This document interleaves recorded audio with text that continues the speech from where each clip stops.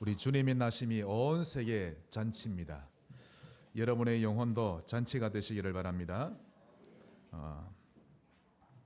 나는 누구인가? 라는 제목으로 우리 하나님의 음성을 듣겠습니다. 얼마 전 WHO 세계보건기구 아시죠?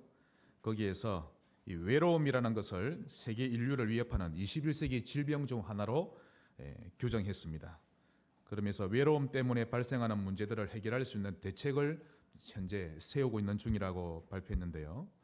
그동안 외로움이라는 것을 과소평가해 왔다고 합니다. 현재 전 세계적으로 외로움 때문에 발생하는 이 문제들을 볼 때 그 후유증과 심각성이 도를 넘어섰다는 것을 보았기 때문입니다. 그래서 고독사로 일찍 죽는 사람이 그렇지 않은 사람보다 32%나 높았는데요. 이런 사람이 지금 급증하고 있습니다. 또 외로움 때문에 담배를 매일 15개 이상씩 피우는 사람도 많아졌고, 그래서 폐질환으로 죽는 사람이 너무 많이 늘었다고 합니다. 또 마약에 중독된 자들을 조사해 보니까 그 원인 역시 외로움이 아주 컸다고 합니다. 그래서 세계보건기구는 이 외로움은 시대의 병이다라고 선언했던 것입니다.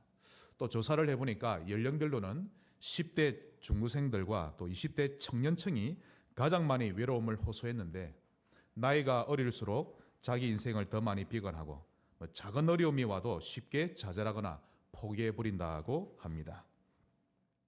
또 자신의 미래에 대해서 희망을 가진 젊은이가 많지 않고 대부분이 지금 현재만을 즐기는 쪽으로 돈을 쓰거나 시간을 보낸다고 합니다. 이런 시대를 보고 한마디로 나를 상실한 시대라고 하는데, 나를 잃어버린 것입니다. 우리 좌우로 한번 인사합시다. 나를 찾읍시다. 여러분의 어떤 문제도 여러분 자신을 찾으면 다 해결되어집니다. 내가 누군지를 모르고 어떻게 살아가야 하는지를 모르기 때문에 나를 잃어버린 것이죠. 다시 내가 누구며 어떻게 살아가야 하는가, 이 두 가지 질문은 지구에 인간이 출현한 그때부터 끊임없이 다뤄왔던 이 주제들입니다. 이 질문에 대한 답을 찾으려고 수많은 사람들이 산속으로 골짜기로 바다로 들어갔던 것입니다. 결국 이 두 가지에 대해 시원하게 답을 찾지 못하면 그 인생은 누구든지 방황하게 돼 있는 것이죠. 오늘 나를 반드시 찾으시기를 바랍니다. 첫 번째입니다. 그리스도 밖에 있던 나.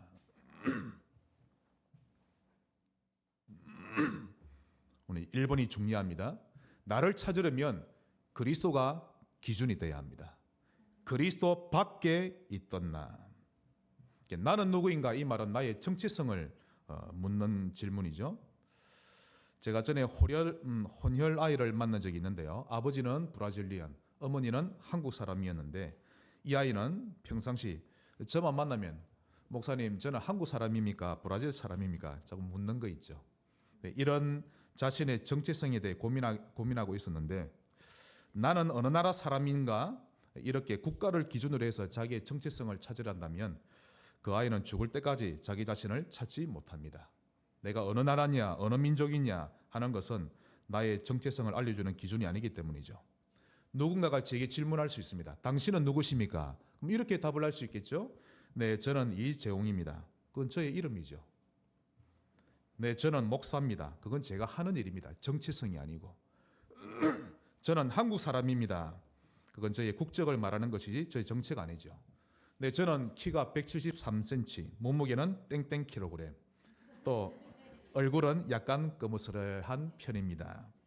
그건 저의 외모나 신체에 관한 얘기지 저의 정체가 아니죠. 만약 그런 것들이 유신적인 것이 저의 정체가 맞다면, 만일 저의 팔다리가 절단되었다면 저의 정체도 절단이 되는 겁니까?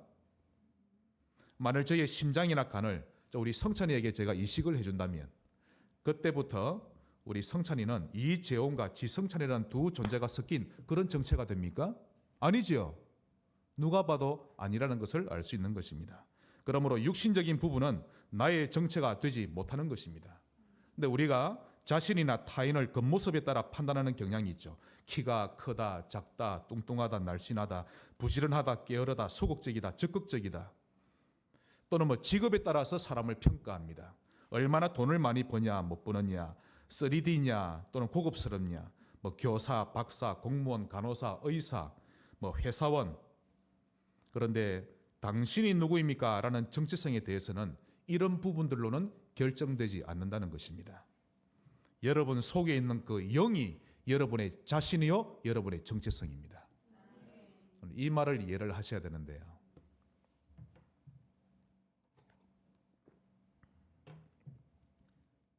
사람에게는 혼이 있죠. 정신, 마음, 생각, 판단, 감정, 이런 것은 나의 내면 상태를 말해주는 것이고, 또 우리의 육체나 환경은 껍데기에 불과합니다.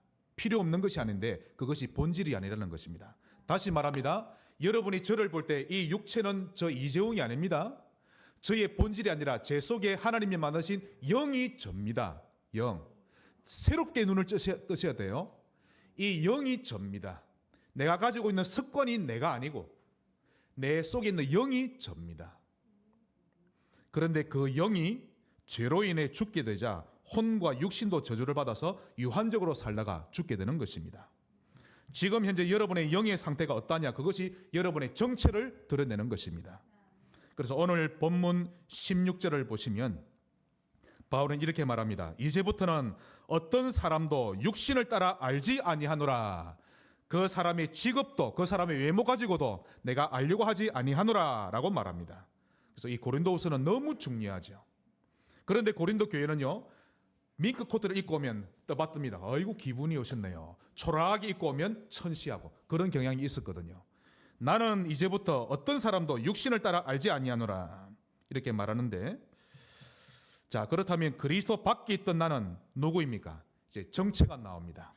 첫째, 죽은 영이요 하나님을 잃어버린 영이었습니다. 이해가 되십니까? 자, 사단과 그의 쫄개 귀신들 역시 죽은 영이죠. 그들은 육신은 없고 영만 있는 존재로 창조된 자들인데 하나님께 죄를 짓고 그 영이 저주받은 존재가 된 것입니다. 즉 천사 사단과 귀신들은 하나님을 잃어버린 영이요 그 영이 죽은 자들입니다. 자, 우리 인간도 똑같습니다. 마귀에게 속아 죄를 짓고 하나님의 영이 떠나셨는데 그때부터 인간은 육을 가진 죽은 영이 되어버린 것입니다. 죄로 물들어 버렸고 모든 것을 상실하게 되었죠. 그러므로 하나님의 형상도 잃어버렸고 세상을 정복하고 다스리는 통치권, 에덴의 축복, 모든 것을 잃어버린 것입니다. 얻은 것이라곤 마귀를 아비로 얻게 되었고 질고 즉 질병과 고통을 얻게 되었고 지옥을 얻게 되었던 것입니다. 이것이 현재 사람들의 정체성입니다. 정체성 잘 찾아야 합니다. 또한 그리스도 밖에 있는 나 두 번째는 죄의 종이 되었습니다. 자, 죄의 종이란 그리스도 밖에 있는 자의 주인은 죄라는 뜻입니다. 로마서 6장 16절 너희 자신을 종으로 내어주어 누구에게 순종하든지, 자 순종이 중요합니다. 누구에게 순종하든지 그 순종함을 받는 자의 종이 되는 줄을 너희가 알지 못하느냐. 무엇의 종이 되어 있느냐라는 말입니다. 그래서 혹은 죄의 종으로 사망에 이르고 혹은 순종의 종으로 의에 이르느니라.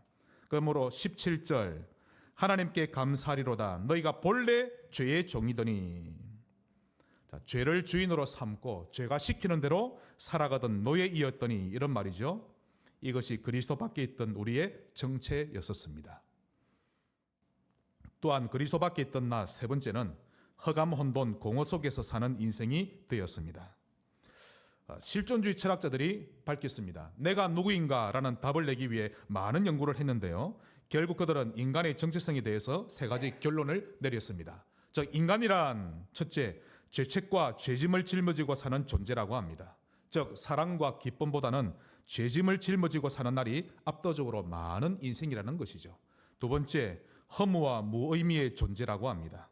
인간은 어디서 와서 어디로 가는지 알지 못하고 방황하며 살다가 죽는 인생이라는 것인데 우연히 태어나서 허망하게 살다 허망하게 죽음을 맞이하는 것이 인간이라고 주장합니다. 세 번째, 죽음과 무, 없을 무자란 뜻입니다. 죽음과 무라는 절망을 품은 절망적인 존재라고 결론을 내렸습니다. 자, 실존주의 철학자들이 결론낸 인간에 대해서 한번 보십시오. 자세히 보면 온통 염세적인 내용밖에 없죠. 그런데 아주 잘 본 것입니다. 다시 말해서 나는 누구인가? 죄를 짓고 죄책으로 고민하며 사는 존재입니다. 나는 누구인가? 허무하게 태어나서 허무하게 살다 죽는 허무한 존재. 나는 누구인가? 내 것이라고는 아무것도 없는 무와 같은 존재. 그래서 한 번은 반드시 이 땅에 떠날 것인데 아무것도 가지지 못하고 빈손으로 떠나게 될 존재다라고 말합니다. 그러므로 인간은 하나님을 떠나서는, 그리스도 밖에서는 결코 행복할 수 없는 존재라는 결론이 나오는 것입니다. 대표적인 실존주의자였죠. 키에르케고르. 잘 아실 겁니다. 그가 말하기를 인간에게서 가장 무서운 병은 육신의 질병이 아니라 자아의 상실, 즉 자기를 잃어버린 절망이다라고 말했는데요. 아주 잘 봤습니다.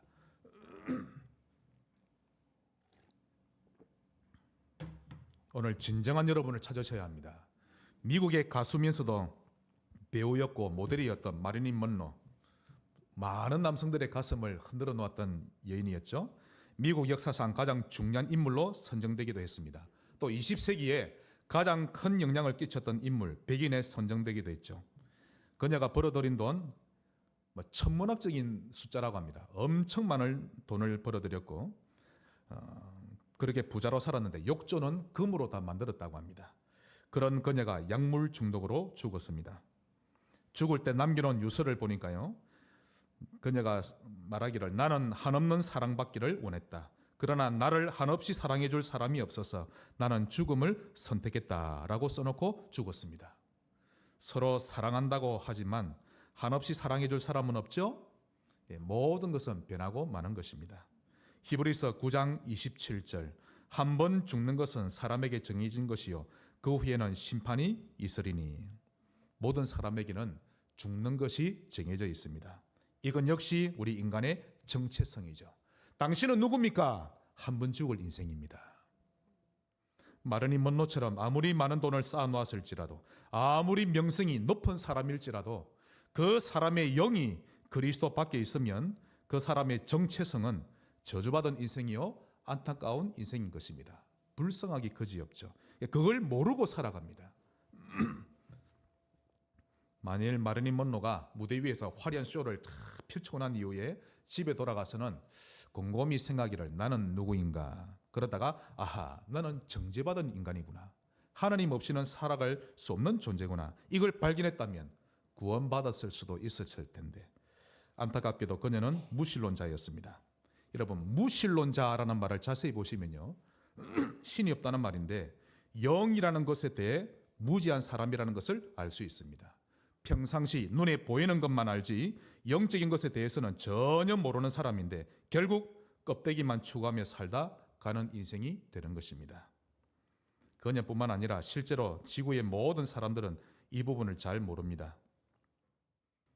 지금은 새로운 직장을 얻어서 힘차게 살아보려고 애쓰기도 하고 각 결혼해서 알콩달콩 재미나게 살면서 미래를 꿈꿔보기도 하고, 이렇게 지금은 바쁘게 분주하게 살 때는 아무것도 모릅니다. 그냥 열심히 살죠. 아침에 일어나서 세수하고 밥 먹고 출근하고 집 청소하고, 또 누군가 한 번씩 애먹이면 간간히 갈등하다 싸우기도 하고, 그렇게 시간이 지나가는데 그때도 모릅니다. 어느 날 죽을 병에 걸리든지 생사를 오갈 만큼 큰 사건을 만나든지 나이가 많이 들게 되든지 하게 되면 그때부터 그 사람의 머릿속은 점점 본질적인 정리정돈을 하게 되어 있습니다. 그동안 중요하다고 여겨왔던 것들이 알고 보니까 주님의 심판날에 불타고 다 없어지는 것들이구나, 이게 딱 보이죠. 그걸 깨닫게 되는데 그런 것들이 나중에 다 허망한 것으로 보여지게 되고 나도 모르게 쓰레기통에 다 집어 던집니다. 그렇죠? 자신의 관심 분야라고 여겼던 것들 아주 쉽게 제거할 수 있게 된다는 뜻입니다. 나중에는 다 발가벗은 채로 하나님 앞에 딱 서게 되는데 그때 그 사람의 머릿속에는 본질적인 것들로 가지런히 정리정돈 딱 돼 있는 상태가 되는 것입니다. 그동안 내가 고집하며 주장해오던 것들 부끄러워지게 되는데 그때서야 그 영혼이 생명이신 주님 앞에 또 그분을 간절히 찾게 되는 것입니다. 큰 두 번째로 그리스도 안에 들어온 나, 이렇게 되신 것 감사하시기 바랍니다. 영을 알아야 합니다. 여러분의 영을. 그리스도 안에 들어온 나, 이 말은 하나님이 열어놓으신 길, 즉 그리스도를 간절히 찾게 되는 것입니다. 그 그리스도를 믿고 모셔드림으로 드디어 우리가 그리스도 안으로 들어가게 되는데 그게 무슨 뜻인가 하면 그때부터 첫째, 나의 영이 새로운 생명을 얻게 된 것입니다. 따라합시다. 나의 영이, 한 번 더, 나의 영이, 그게 새로운 생명을 얻은 것입니다. 즉 산 영이 되었고 하나님을 만난 영이 되었다는 뜻이죠. 여러분의 영이 새로운 생명을 얻게 된 것인데 드디어 살아나게 된 것입니다. 요한 1서 5장 12절, 아들이 있는 자에게는 생명이 있고, 할렐루야, 하나님의 아들이 없는 자에게는, 교회를 수십 년을 다닌다 할지라도 하나님의 아들 예수가 그 속에 없는 자에게는 생명이 없느니라. 아들이 있는 자에게는 생명이 있고, 즉 이때부터 여러분의 정체가 순식간에 변화된 것입니다. 즉 나는 누구인가? 지금 나의 정체는 드디어 새로운 생명을 얻고 살아난 존재다라는 말입니다. 그러므로 아직 하나님을 만나지 못한 자는 반드시 자신의 정체를 기억해야 합니다. 당신은 누구입니까? 나는 생명이 없는 죽은 존재입니다. 마르린 먼로가 이렇게 자신을 발견해서 했죠. 돈이 여러분의 존재를 설명해 주지 못하는 것입니다. 환경에 따라 여러분 자신을 설명하지도 판단하지도 마시기 바랍니다. 그것이 올바른 정체가 아닌 것이죠. 요한복음 20장 31절, 오직 이것을 기록하면, 즉 성경을 기록하면 너희로 예수께서 하나님의 아들 그리스도이심을 믿게 하려 하며 또 너희로 믿고 그 이름을 힘입어 생명을 얻게 하려 함이니라. 지금 금요일마다 우리 간혹 북한 지하교회에서 보고 있죠. 생명 얻었다는 이 하나 때문에 감격하며 삽니다. 심지어는요, 한 영혼을 두고 전도를 하는데 한 영혼을 두고 몇 년 기도하는 거 아닌가? 기본 6, 7년이랍니다. 그때까지는 입을 벌리지 못합니다. 예수 믿어서요 말 못하죠. 6, 7년 동안 계속 기도하고 평상시 매일 기도한답니다. 그러다가 6, 7년 만에 하나님이 답을 주신다네요. 그 사람 구원 얻을 자라고. 그러면 복음 전하며 한 명도 예의 없이 영접한다고 합니다. 이 생명을 얻고 난 이후에 얼마나 감격해야 하는지. 성제교회 성도님들, 초대교회 때 첫 신앙 꼭 회복하시기 바랍니다. 진짜 예수를 구주로 믿으셨습니까? 그렇다면 여러분은 생명 가진 살아있는 자인데 이것이 여러분의 정체입니다. 그래서 점괘 안 나옵니다. 예수 믿으면. 귀신은요 죽은 영에 대해서만 점을 칠 수 있지 살아있는 영, 즉 예수 생명이 있는 영에 대해서는 점을 치지 못하는 것입니다. 또 그리스도가 내 안에 들어섰다는 말은 내가 의의 종이 되었다라는 말입니다. 내가 그리스도 밖에 있을 때는 죄의 종이었죠. 그리스도가 내 안에 들어오셨을 때는, 내가 그분 안에 들어갔을 때는 우리는 의의 종이 되는 것입니다.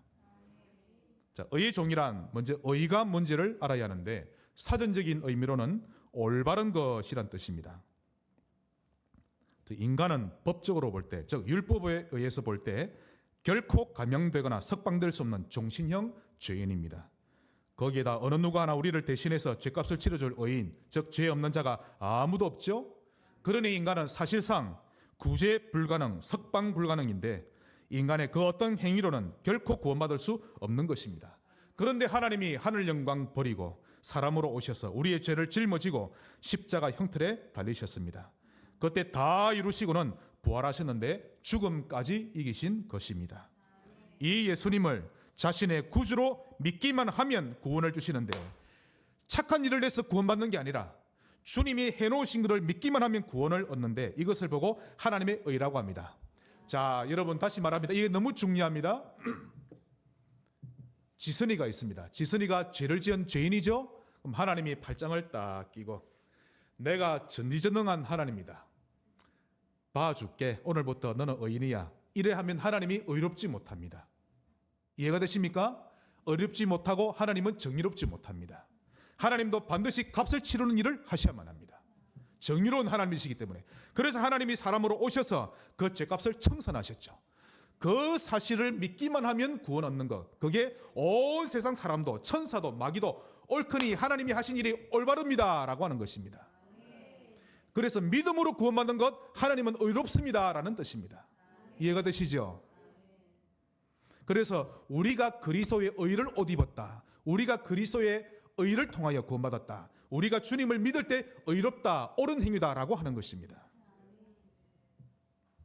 얼마나 놀라운 은혜인지 모릅니다. 그러므로 믿는 사람을 보고 하나님은 의롭다라고 하시는 것입니다. 왜? 본인이 친히 다 해결하셨으니까. 누구도 그 부분에 대해서 걸고 넘어갈 수 없는 것이죠.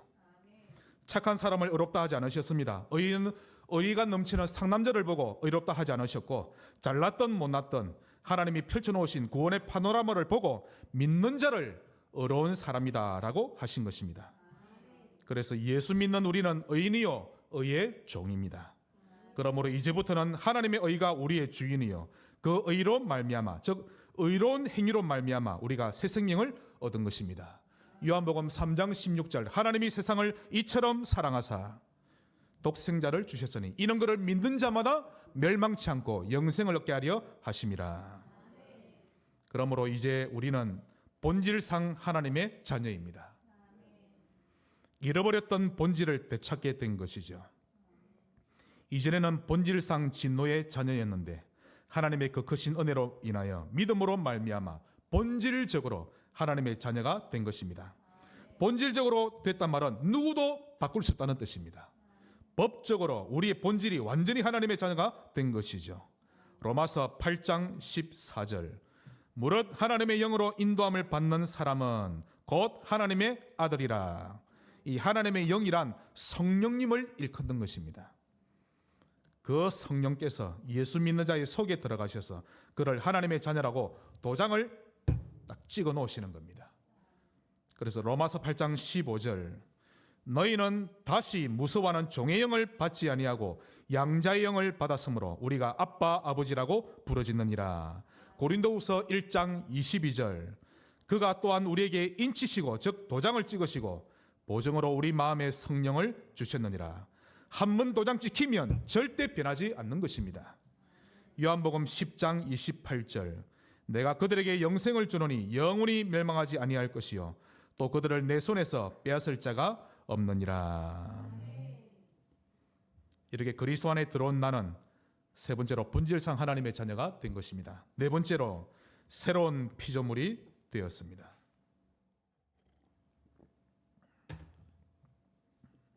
이전 것은 지나가고 새 것이 되었습니다. 5만 원권 지폐가 똥통에 빠졌어도 그것은 여전히 5만 원 지폐의 가치를 가지고 있는 것이죠. 1,000억짜리 수표를 아무리 발로 밟아도 그것의 가치는 여전히 1,000억짜리인 것입니다. 그 가치는 변하지 않습니다. 육신의 부모가 나를 버렸을지라도 환경은 힘들 수 있지만 나의 가치는 변치 않는 것입니다. 내가 예수 믿는 자가 분명히 맞다면 나는 분명히 하나님의 자녀입니다. 지금 현재 정신적인 고통이 있을지라도 나는 새로운 피조물이요 가난할지라도 의의 종입니다. 오늘 본문 18절을 보시면 중요한 말씀 나옵니다. 우리는 하나님과 화목하게 되었다라고 말씀하고 있는데 우리는 하나님과 화목한 존재가 되었습니다. 이전에는 하나님과 원수였더니 예수를 믿는 순간 하나님과 화목하게 되었습니다. 완전히 새로운 피조물이 되었는데요. 이 부분을 천사들이 부러워하는 것입니다.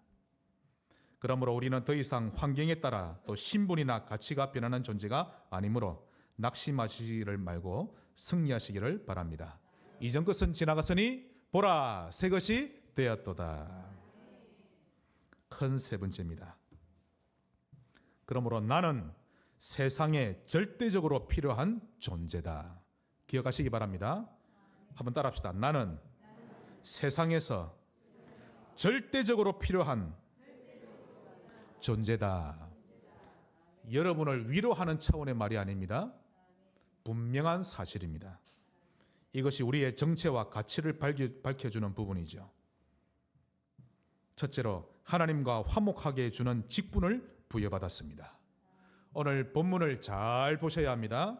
다시 18절, 모든 것이 하나님께로서 났으며 그가 그리스도로 말미암아 우리를 자기와 화목하게 하시고 또 우리에게 화목하게 하는 직분을 주셨으니, 즉 우리가 아니면 세상 사람들은 하나님을 만나지 못하고 하나님과 화목할 수 없다는 뜻입니다. 고린도전서 1장 21절에 하나님의 지혜에 있어서는, 즉 하나님이 생각하시기를 이 세상이 자기 지혜로 하나님을 알지 못하므로 지혜가 어두워져 버린 세상 사람들은 자기 스스로는 하나님을 알지 못합니다. 복음을 깨닫지를 못한다는 뜻이죠. 그러므로 하나님께서 전도에 미련한 것으로, 즉 전도라는 미련한 방법으로 믿을 자를 구원하시기를 기뻐하셨도다. 하나님이 하늘에서 불을 내리시거나 또는 안 믿는 사람들을 하나씩 지옥에 데려가서 좀 체험하게 하시면 단번에 믿을 것인데 그리하지 아니하시고 부족한 우리를 사용해서 전도라는 미련한 방법으로 구원 얻을 자를 모아 들이신다는 것입니다. 그래서 여러분이 복음 전할 때 지혜롭게 전하든 막무가내로 전하든 여러분의 말을 듣지 않으면 정죄받는 것입니다. 디도서 1장 3절. 바울은 이 부분을 잘 알았죠. 자기 때에 자기의 말씀을 무엇으로요? 전도로 나타내셨으니 이 전도는 우리 구주 하나님이 명하신 대로 내게 맡기신 것이라. 내게 맡기신 것이라. 여기서 내라는 부분이 여러분 자신으로 적용될 때 비로소 하나님과 코드가 딱 맞아떨어지는 것입니다. 우리가 아니면 세상 사람들이 구원받을 길이 없기 때문이죠. 그러므로 우리는 반드시 세상에 필요한 절대적인 존재입니다. 또한 두 번째로 이것이 나의 존재 이유며 방향입니다. 오늘 말씀이 여러분의 생애의 터닝포인트 되시기 바랍니다. 하나님은 여러분이 사람들을 옳은 대로 돌아오게 하며 살아가기를 바라십니다. 예수님이 제자들을 처음 부르실 때부터 그 목적을 밝히셨죠. 마태복음 4장 19절 나를 따라오느라 내가 너희로 사람을 낚는 어부가 되게 하리라. 만일 우리마저 이 부르심을 외면하고 아무도 그 부르심에 따라가지 않을지라도 하나님이 말씀하시기를 너희 모두가 전도하지 않을지라도 내가 땅에 있는 돌들을 일으켜서라도 복음을 외치게 할 것이다 라고 말씀하신 것입니다. 그러므로 나를 전도자로 부르신 것, 사용하시는 것 감사함으로 순종하시면 됩니다. 이 부분에 대해서 세례 요한은 확실하게 언약을 잡았죠. 그가 요단강에서 세례를 베풀자 사람들이 와서 따집니다. 당신이 뭔데 함부로 세례를 베푸느냐? 당신이 그리스도냐? 아니면 엘리야와 같은 선지자냐? 그러자 아니다. 그런 도대체 당신은 누구냐? 그때 세례 요한이 당당하게 자신의 정체를 밝힙니다. 요한복음 1장 23절 이르되 나는 선지자 이사야의 말과 같이. 자, 지금 자기 앞에 있는 사람이 유대인이기 때문에 기록된 성경을 가지고 대답하는 겁니다. 선지자, 자 거기부터 우리 같이 읽읍시다. 시작. 선지자 이사야의 말과 같이 나는 주의 길을 곧게 하라고 광야에서 외치는 자의 소리로라 하니라. 구원받은 신자라면 이 정도의 정체성은 가지고 있어야 합니다. 다시 말해볼까요? 나는 지림지로 오실 예수님의 길을 예배하기 위해 보내심을 받은 파수꾼이다. 나는 21세기에 살고 있는 사람들에게 구원의 소식을 전하기 위해 세워진 플랫폼, 파수망대, 안테나다. 이것이 여러분의 정체입니다. 세상에서 절대적으로 필요한 존재죠. 새롭게 회복하시기를 바랍니다. 자, 그런데 세 번째로 주의할 사항이 있습니다. 이처럼 우리는 세상에 없어서는 안 될 대체 불가한 존재들인데 그런 우리를 사단은 끊임없이 넘어뜨리려 한다는 사실을 반드시 기억해야 합니다. 그러므로 첫 번째로 마음을 지키세요. 이게 주의할 부분입니다. 여러분의 마음을 지켜야 합니다. 화난다고 다 화를 내지 말고 불신앙하고 싶다고 다 불신앙하지 말고 여러분의 마음을 지켜야 합니다. 사단은 그리스도인의 마음을 속이는데 그 방법이 잔인하고 교활하고 매우 치밀합니다. 마음이 무너지면 생각도 무너지고 또 그의 정신과 삶도 무너지는 것입니다. 잠언 4장 23절 모든 지킬 만한 것 중에 더욱 너의 마음을 지키라. 생명의 근원이 이에서 남이니라. 마음이 무너지면 다 무너지는 것입니다. 한 번 더 생각해보고 가정이 또 불화가 있으면 한 번 더 그 가족을 이해하고 그러는 것이죠. 주의할 사항 두 번째로 반드시 하나님을 의지하세요. 우울증이 심한 사람이나 자살을 생각하는 사람들 공통점이 나왔는데요. 하나님을 의지하지 않고 다른 것을 의지하고 있다라고 결론이 나왔습니다. 또한 자신의 염려를 예수님께 맡기지 않고 있다고 나왔습니다. 그러므로 하나님을 의지하라는 말은 하나님의 절대 주권을 인정하라는 말과 똑같습니다. 또 하나님의 말씀을 굳게 믿으라는 말씀과 같죠. 그리하면 무조건 승리합니다. 말씀의 결론을 맺겠습니다. 잠언 23장 26절, 이 부분을 결론으로 여러분께 드립니다. 내 아들아, 너의 마음을 내게 주며 내 눈으로 내 길을 즐거워할지어다. 먼저 여러분의 마음을 하나님께 드리세요. 다 살아납니다. 이것이 행복의 지름길인데, 여기서 말하는 이 마음은 여러분의 관심을 말하고 중심을 말합니다. 오늘보다 잠들면서 한번 이 기도를 해보시기 바랍니다. 하나님 아버지, 저는 하나님을 기쁘시게 하며 살다 가고 싶습니다. 저로 말미암아 교회가 살아나기를 원하고, 저 때문에 사람들이 힘을 얻고 인생 살맛 느끼도록 그런 삶을 살다 가고 싶습니다. 저를 통해 영광을 받아 주옵소서. 꼭 이 기도하시기 바랍니다. 제가 이번 주간에 좀 여러 번을 들은 성가곡이 있는데요, 성가곡 중에 이런 곡이 있습니다. 아시는 분은 아실 건데, 주여 나를 평화의 도구로 써주소서. 미움이 있는 곳에 사랑을, 상처가 있는 곳에 용서를, 분열이 있는 곳에 일치를, 의욕이 있는 곳에 믿음을 심게 하소서. 방송실에 한번 준비하려 했는데 찬양 짧은 3분짜리 한번 들어볼까요? 예, 한번 좀 들어보십시다. 소리를 좀 올려주시고요.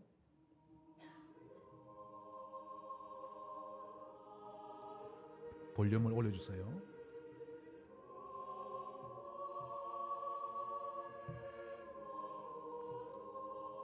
볼륨을 조금 더 올려주세요.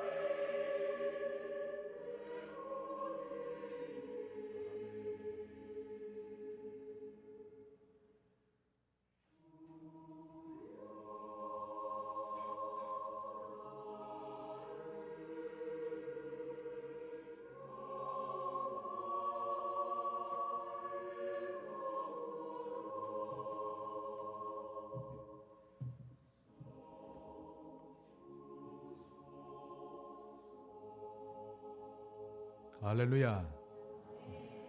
가사 하나를 이해하셔야 됩니다. 자기를 줌으로써 영생 얻는다. 이 말은 나를 줘야 내가 영생 얻는다는 말이 아니고, 예수 믿으면 영생 얻습니다. 내가 내 자신을 줌으로 많은 사람들이 영생 얻는 길로 들어올 수 있다는 뜻입니다. 안개꽃처럼 여러분의 주변 사람들을 아름답게 살려내며 살아가는 전도자 되시기 바랍니다. 그래서 결론 마지막 두 번째로, 이렇게 되면 여러분의 눈이 하나님의 길을 즐거워하게 될 것입니다. 이때보다 여러분의 눈이 행복할 것인데, 여러분 눈에서 진실로 행복하다라는 광선이 발사될 것입니다. 복음으로 나를 찾으세요. 환경에서 내 모습 보고 찾지 말고 복음에서 찾아야 합니다.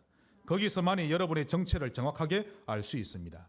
그리스도 안에 있는 나, 세상 살릴 나, 복음이 아니면 세상을 살릴 수 없기에 그 무엇으로도 대체할 수 없는 유일한 존재인 나임을 확신하시기를 바랍니다. 행복을 전달하는 파수꾼 되시기를 주 예수 이름으로 기도합니다. 한번 저를 따라 기도하시기 바랍니다. 예수님을 구주로 한 번 더 영접하기 원하시는 분은 이 시간 저를 따라 기도하시고, 예수님이 주인이 안 되신 분은 예수님을 주인으로 모시는 기도를 한번 하시기를 바랍니다. 살아계신 하나님, 저는 죄인이었습니다. 하나님을 알지 못하고 방황하며 살아왔습니다. 지금 이 시간 예수 그리스도를 나의 구주로 인정합니다. 나의 죄를 짊어지고 십자가에 달려 죽으시고 부활하신 주님을 인정합니다. 사단을 깨뜨리시고 하나님 만나는 길을 여신 예수 그리스도를 나의 구주로 인정합니다. 내 마음의 문을 활짝 열었습니다. 주 예수님, 내 영혼 속에 오시옵소서. 나의 영을 살려 주옵소서. 산영이 되게 하옵소서. 구원해 주심을 감사합니다. 남은 인생을 하나님의 영광을 위하여 살아가게 하옵소서. 예수님 이름으로 기도합니다. 아멘. 구원받음을 축하드립니다. 하나님께 영광의 박수를 드립니다. 510장 복음 찬송 드리겠습니다.